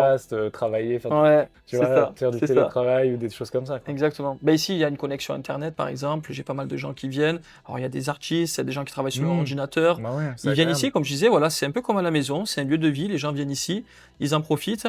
Et donc, c'est vrai que même si j'ai une approche très minimaliste, c'est-à-dire, quand je dis minimaliste, c'est surtout aller à l'essentiel. Ouais. Et en fait, tu peux être minimaliste dans le pain, tu vas avoir une approche minimaliste. Dans le snacking, une approche minimaliste. Dans la pâtisserie, etc. Exactement. Et après, tu fais un... Même la pâtisserie, j'ai mon idée de la pâtisserie. Je ne suis pas pâtissier. Ouais. J'ai une certaine approche de la pâtisserie, mais aujourd'hui, j'ai vu une pâtisserie qui ne va pas au frigo. Oui, c'est ce que. Puis j'ai bien aimé dans tes publications le retour à des pâtisseries qui vont à l'essentiel, comme un peu le mot vraiment en rapport avec le minimalisme. Ouais. Et puis ce côté enfance, retrouver les souvenirs d'enfance, ramener, j'ai ce côté très nostalgique. L'émotion. Ouais. J'ai vu dans le tableau qui est juste devant, il y avait le mot écrit justement émotion. Et c'est vrai que quelque part, quand on va acheter un produit, quand on va acheter à manger, quand on veut une expérience, en fait, c'est l'émotion que tu vas avoir en mangeant, en goûtant, qui va te donner un... J'ai toujours, Étienne, moi, cette image de ma grand-mère et de mon grand-père aussi, et ma mère d'ailleurs, hein, qui, quand je rentrais de l'école, là, j'avais mon sac et tout, je rentrais dans l'école, moi je suis un enfant des années 80, donc tu vois, et j'ai une quarantaine d'années maintenant. Donc j'ai vu la transition entre l'analogique, le numérique et toutes ces choses-là, Internet et j'en passe. Mais je voyais cette tarte qui me faisait, ou ces gâteaux au yaourt, ou des choses comme ça, qui étaient là sur la table. Alors, ils restaient pas très longtemps, hein, parce qu'on se jetait tous dessus. Mais quand il en restait, il pouvait rester 3-4 jours sur la table sans aller au frigo. Et il était toujours très bon. Magnifique. Et donc aujourd'hui, j'ai envie, et c'est ce que je fais ici, quand je fais des flancs à la vanille, ce genre de choses-là, une fois qu'ils sont cuits, on peut faire des 2-3 heures de route, on peut craindre pas une intoxication parce qu'il a tourné, ce genre de choses-là. C'est beau. Hein. Et encore une fois, ça va aussi dans toute l'énergie parce que tout devient trop cher. Ça veut dire qu'aujourd'hui, un four qui est allumé juste pour cuire des gros pains et qu'après qu'il est éteint toute la journée, une pâtisserie qui n'a pas besoin de banque de froid, qu'on met juste comme ça, tout ce qui va avec, c'est économie d'énergie. Ouais, donc au final, c'est presque une meilleure rentabilité, même si mais après, c'est pas... mais ça reste différent. Tu vas pas chercher la rentabilité, mais quelque part, avec cette vision-là, tu trouves une rentabilité parce que, en fait, c'est... Disons que ça me correspond. Et à travers ce qui me correspond, à travers l'image que je donne aujourd'hui à la magie des pains de tout ce que je fais, j'ai des confrères, des boulangers qui se sont tournés vers moi. Ils m'ont dit, Laurent, franchement, ça nous inspire, on a envie de faire comme toi tu fais, et on a envie que tu nous partages un peu tout ça. Tout à fait. Et aujourd'hui, je considère qu'il y a une fin pour tout, on n'est pas éternel, d'accord? Je vois les années un peu qui défilent, je vois le monde, comment il évolue aussi, et je me dis, voilà, d'ailleurs, là, en ce moment, je travaille sur un livre que j'aimerais partager, où justement, c'est pas qu'un livre, c'est une boîte à outils que j'ai envie de transmettre donc à mes confrères et même à des gens qui s'intéressent de près ou de loin à la boulangerie. Donc j'ai envie de faire toutes ces choses-là de transmission. Voilà, j'ai une envie de De transmission. transmettre. Mais la transmission, c'est... on va en parler juste après parce que c'est un des sujets ultra importants qui, moi, Ouais. me tient beaucoup à cœur parce que Ouais. c'est Ouais. pour ça que je me filme et que je parle avec des gens, que je veux rencontrer du monde et que j'aime créer du lien. C'est parce que quand tu veux retrouver du lien avec les gens et recréer du lien, c'est pour pouvoir transmettre. Ah ouais, moi je suis Et ravi de c'est parce partager que ça moi, avec la transmission, c'est un truc qui t'apporte un bonheur et une satisfaction qui est Ouais. juste folle, quoi. toi. Ouais, tout à fait. T'as transmis quelque chose, Ouais. on t'a transmis quelque chose, parce que Mm. la transmission, c'est pas dans un sens, en fait. C'est ça qui est beau, même quand toi, tu transmets, tu te fais transmettre quelque chose. Exactement. On en apprend tous les jours, Mm. de toute façon.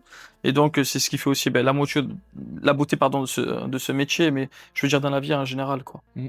Voilà. Et juste avant de parler vraiment de la transmission, moi, j'aurais une question à te poser sur l'artisanat et sur ton identité, parce qu'on parlait de ton identité et que tu veux transmettre cette identité-là.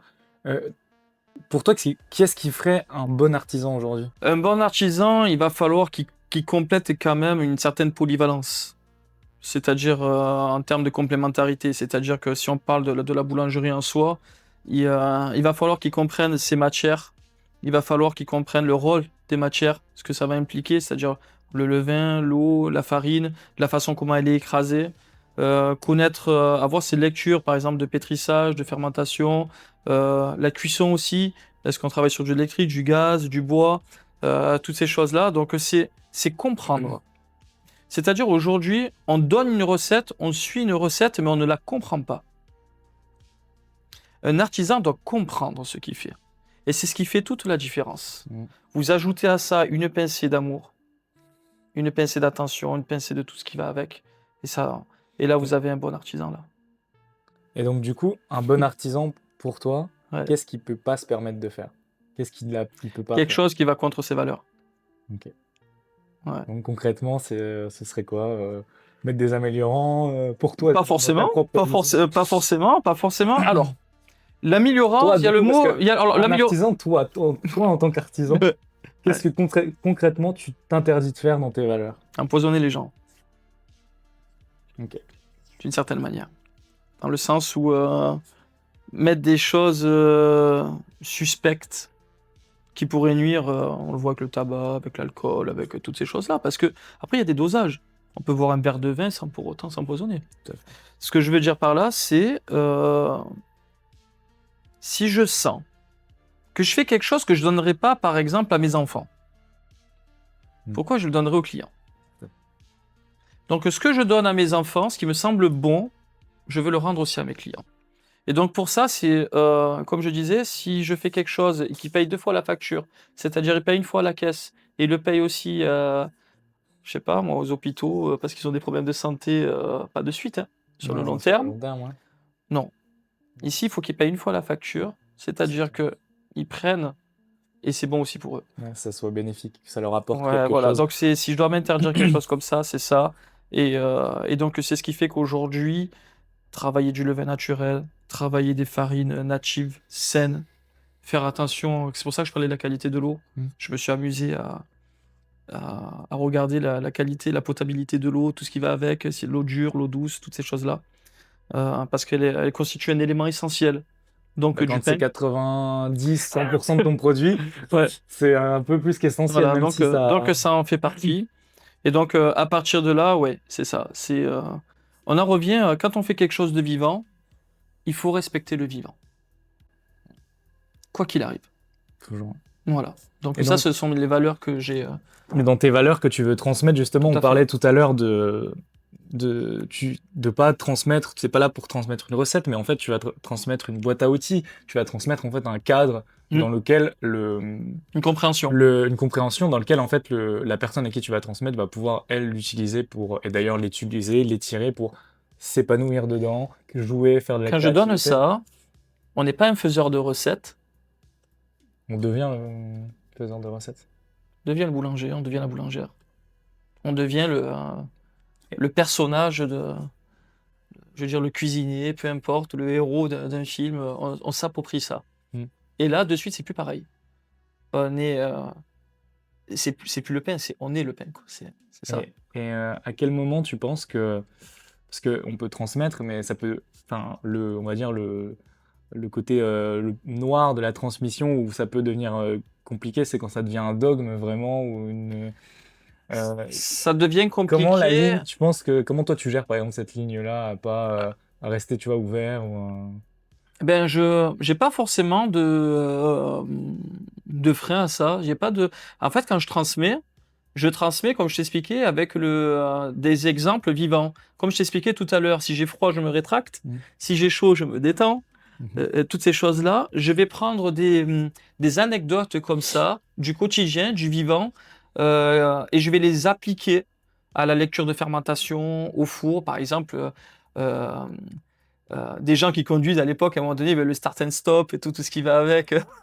Moi à l'époque ce que je voulais c'était déjà la direction assistée parce que On j'avais est une voiture d'accord. qui avait pas la direction. La poignée de la vitre, tout ce qui va avec. Je trouve que c'est intéressant de prendre des anecdotes du quotidien et de faire en fait des Métaphore ou complètement. Mm. Et donc on comprend.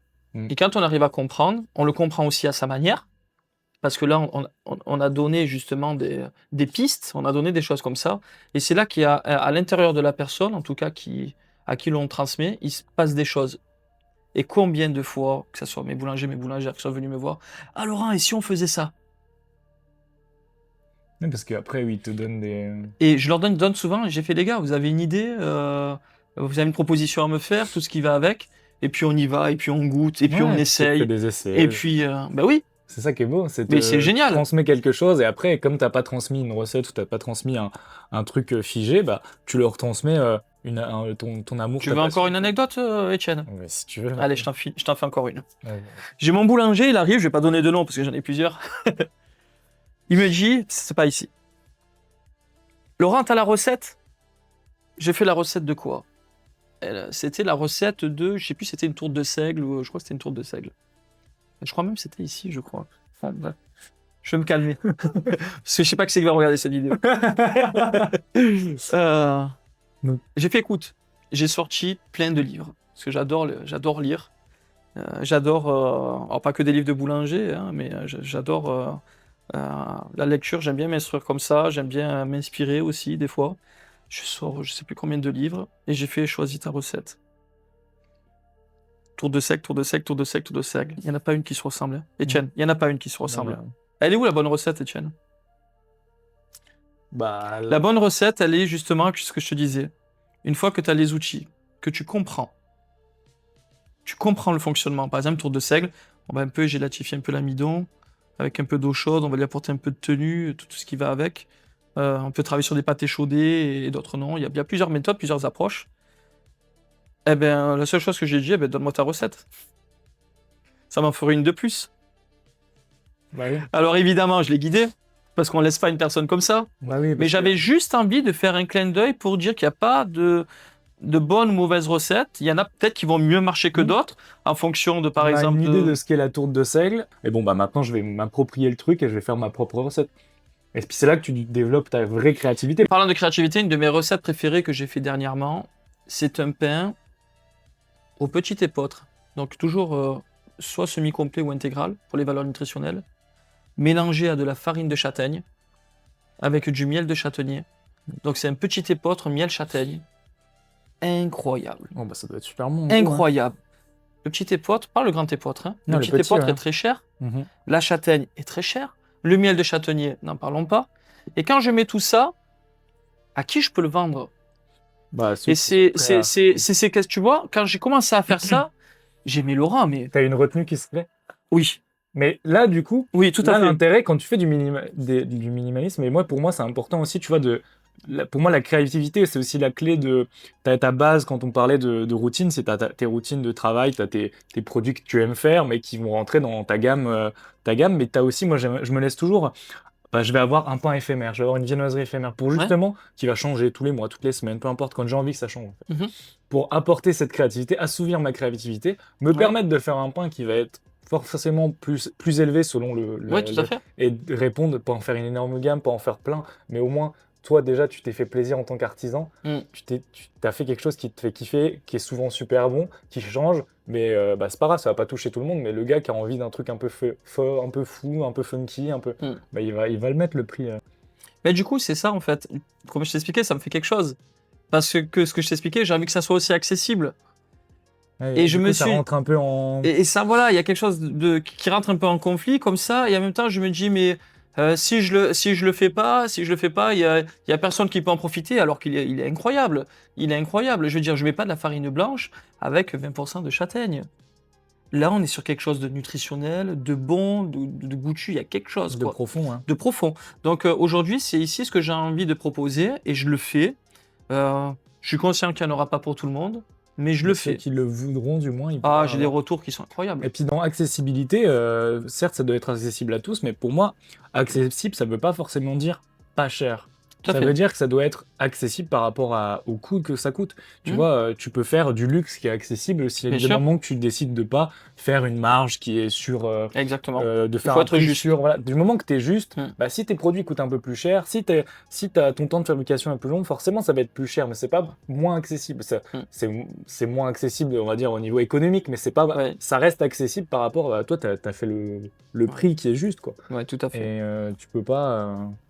En tout cas, voilà, avant même de parler de prix, c'est encore une fois, je conçois toutes mes recettes, tout ce que je pense, ce que j'imagine, en termes de goût, en termes de valeur nutritionnelle, en termes de plaisir personnel, en termes de faisabilité. C'est-à-dire qu'aujourd'hui, quand je transmets ça à mes équipes et tout, est-ce que ça va pas les pénaliser physiquement, en temps, ce qui va avec? Parce que encore une fois, j'essaie de garder une organisation saine, parce que je veux pas non plus les pénaliser physiquement au quotidien. Je suis pas dans le côté ah non il faut rien faire. Je suis pas dans ce truc-là. Encore on parle de justesse. Voilà, on parle de justesse. Et à partir de là, quand on a un équilibre, il faut penser que tu l'as dit tout à l'heure, Etienne, tu as des jours t'as pas envie. Tu as des jours tu es fatigué, tu as des jours qui est comme ça. Ouais, puis Donc quand tu prends conscience de ça, tu te dis bon, si je fais telle méthode là, je fais ça, et petit à petit, tu te rends compte que tu arrives à faire des volumes assez impressionnants, parce que quand même, à l'heure d'aujourd'hui, avec les deux boutiques, on fait quand même quantité assez stratosphérique de pain, Ouais, j'imagine. sur des gros pains, tout ce qui va avec, et on arrive avec notre équipe à avoir une aisance de travail, de confort, en dehors des Côté fêtes bien qui organisé. sont... Oui, mais les fêtes, de toute façon, c'est comme tout le monde. Ça, Voilà, on le c'est... sait. Ça fait partie de la justesse. On le sait C'est que un bah, peu les plus fêtes, tendu. c'est tendu. D'ailleurs, c'est pour ça que j'ai fermé le 25, 26, 27, 28, 29, le 30, le 31. Donc, si je parle d'un point de vue financier, c'est un manque à gagner pour mes entreprises. Mais par contre, C'est un gain de... Pour- c'est un gain en pour, confort. pour moi et mes équipes, ils passent Noël à la maison, le jour de l'an à la maison avec la famille. Et ça n'a pas de prix. Ça n'a pas de prix et quelque part, je suis presque persuadé que tu t'y retrouves sur le fil de l'année parce Et je que vais te les dire gens, pourquoi. ils ont un travail plus Et confortable. je vais te dire pourquoi. Vas-y, dis-le moi. Je vais te le dire parce que ce que je propose me permet de le faire. Hum. À la base, j'étais même parti dans un concept de boulangerie uniquement le week-end. Parce que pour moi, les gens aujourd'hui, on est dans une urbanisation, toujours plus vite, toujours plus, et ainsi de suite. Et je me dis, les gens, ils peuvent pas venir tous les jours à la boulangerie. Ils ont les enfants à les chercher à l'école, il y a le boulot, il y a toutes ces choses-là. C'est compliqué. D'où le principe d'avoir un pain qui se garde longtemps, qui s'abîme pas, qui se conserve. Toutes ces choses-là, c'est important. Mais qu'est-ce qui se passe à Noël? Parce que quand on prend du 25 au 30-31, c'est quoi? C'est une semaine. Le pain se conserve tellement bien que j'ai des gens qui viennent le 24 pour prendre le pain, même pour le 31. Pour le Nouvel An, ouais. C'est ça quand tu refais du bon. Enfin, quand tu reviens, Voilà. moi j'avais fait une vidéo sur l'histoire du pain, un petit peu pour revenir en contexte sur l'histoire du pain depuis le début. Et bah, à l'époque médiévale, il n'y avait pas 15 000 fours, il y avait plein de familles, et Ouais. ils faisaient tu venais pour cuire ton pain, pour plus tes 10 jours, tu faisais tous tes pains dans le four Tout à fait. du village, et tu repartais avec toutes tes Ouais. miches, et elles te tenaient plus de 10 jours, parce que tu pouvais pas te permettre d'aller cuire tout le temps, tous les jours. Et c'est la vision que j'ai aujourd'hui. pour le bien de mes équipes, pour le bien de l'entreprise, pour le bien de mes clients, ce qui va avec. Maintenant, j'aime bien faire des nouveautés parce que la nouveauté, c'est toujours plaisant d'en avoir. Mais comme tu l'as si bien dit tout à l'heure, de pouvoir de temps en temps, je fais ceci, de temps en temps, je fais cela. Après, tu as des best-sellers qui arrivent. Oui. C'est pas pourquoi ce truc-là, on l'adore. Est-ce qu'on peut le mettre plus ou moins à la carte toute l'année? Eh ben, on s'organise parce qu'on est là aussi pour faire plaisir. Et puis, on le met en place et puis voilà, quoi. Exactement. C'est tout. Et dans le fait de transmettre, qu'est-ce que toi, du coup, dans toutes ces choses dont on a parlé, pour toi est indispensable et la chose que tu pourrais pas enlever Le levain, Léo. Ouais. C'est lui qui nourrit, c'est le moteur. Léo, c'est le moteur. Sans lui, il n'y a pas de magie des pains. Ouais, c'est Ouais. clair. Mais du coup, parce qu'on revient à toute notre discussion sur le fait de faire du minimalisme pour reprendre son temps, pour maîtriser ses process, Ouais.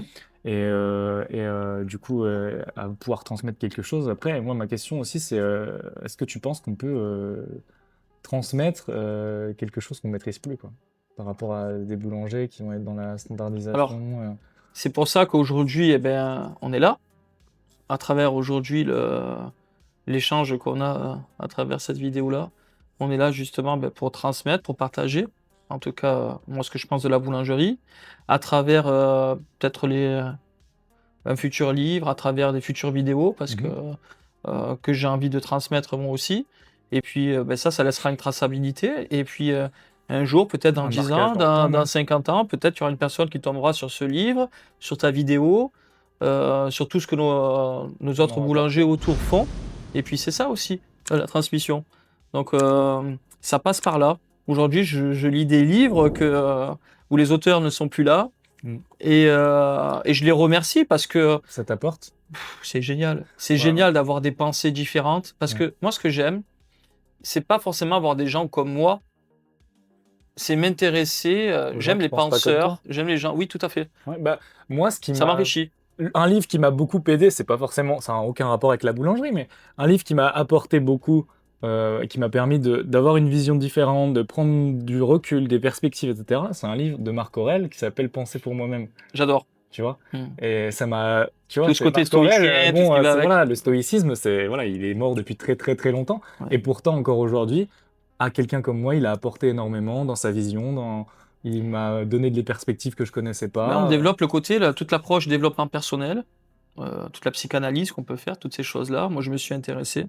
J'ai déjà passé plusieurs leçons à travers ça. Non seulement, bon, comme tout le monde, la vie te pousse à faire certaines erreurs, mais qui te font grandir, et ainsi de suite. Et aujourd'hui, je m'en sers à travers mes équipes pour mieux comprendre certains individus, certaines personnes, quelles sont plus ou moins leurs forces, leurs faiblesses. Je vais avoir par exemple une personne qui est plus dynamique de nature, et je vais dire, tiens, peut-être qu'elle serait plus à l'aise dans ce poste-là.